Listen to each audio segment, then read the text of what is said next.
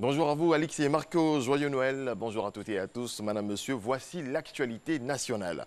Les chrétiens célèbrent aujourd'hui, 25 décembre, la Nativité du Christ, une fête qui est l'occasion de réjouissance dans les familles. À cet effet, il y a de l'affluence sur les marchés et également sur les routes. Objectif, 0 décès dû aux accidents de la route durant ces fêtes de fin d'année. Cita Soro. Noël, Nouvel An, nous sommes en période de fête. Les gares routières sont prises d'assaut, dans une ambiance particulière. Transporteurs et passagers, tous sur le départ. Un seul objectif, arriver à temps pour les fêtes, même s'il faut faire l'excès de vitesse. Les passagers aiment trop la vitesse. Ils disent qu'ils vont loin. Donc pour eux, ce n'est pas une porte c'est pas à côté. Donc il faut forcément la vitesse. Si on doit tenir de ce que les passagers nous disent, va vite, on risque de se mettre dans des problèmes. Voilà, avec, toi, tu peux être prudent, mais l'autre qui est en face de toi, tu ne sais pas s'il est prudent, ça peut nous mettre en beaucoup de danger. Je suis là depuis 5h35, maintenant il y a une voiture pour aller à Minignan. Pourtant, cette période est celle pendant laquelle l'on enregistre le plus d'accidents de la circulation. C'est justement cette période qu'a choisi le ministère du Transport pour sensibiliser. Il vient donc de lancer la caravane de sécurité routière dénommée « Je suis en charge de vos vies, j'adopte une conduite responsable ». À travers cette caravane, le ministre du Transport, en collaboration avec celui de l'équipement et de l'entretien routier, vise 0 accident routier pendant ces fêtes, donc à une conduite responsable. Trop d'accidents mortels.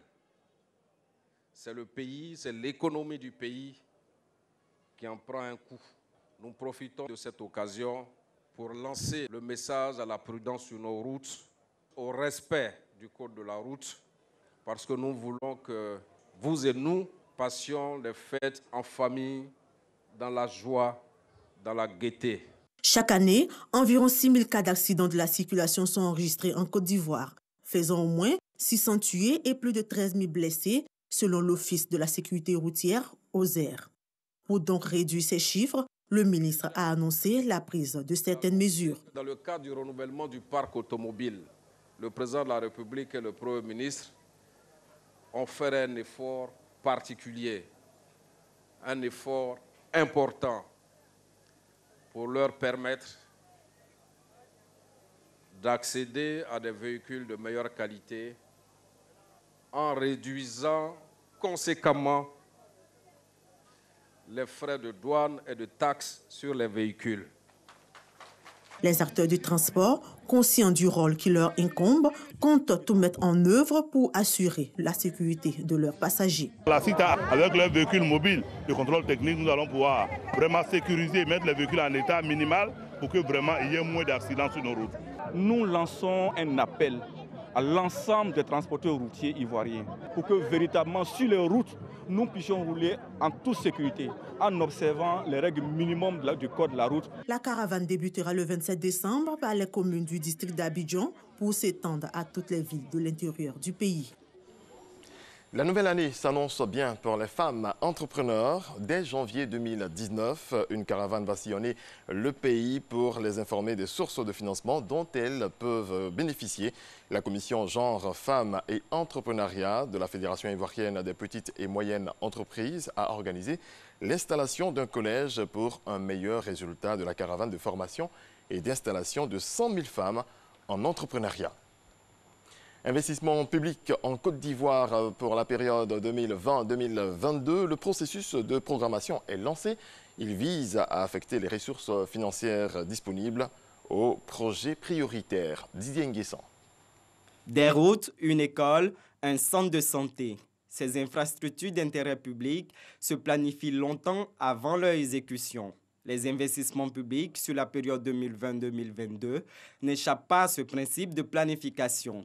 Le ministère du Plan et du Développement vient de lancer le processus de leur programmation. Ce programme permettra d'accélérer la réalisation des programmes à fort impact social dans les secteurs prioritaires dont l'éducation, la santé, la formation, l'eau potable, l'assainissement, le logement et la protection sociale, pour lesquels les dépenses pour pauvres ont quasiment doublé de 2012 à 2017 passant de 1080 milliards à 2070 milliards de francs CFA.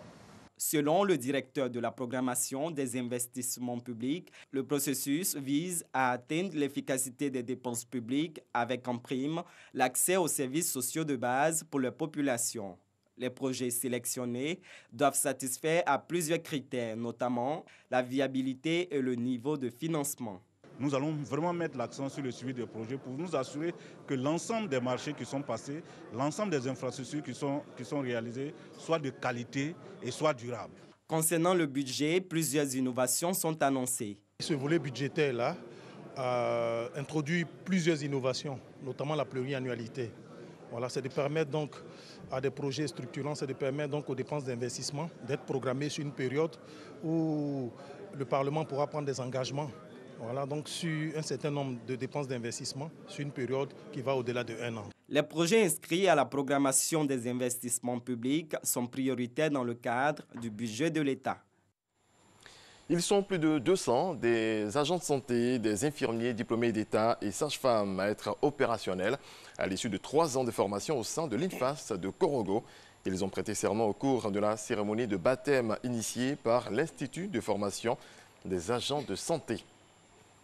C'est la fin de ce point d'information. Je vous retrouve dans un court instant à 6h30. Mais avant, je vous laisse en compagnie de Alix et Marco pour la suite. Non.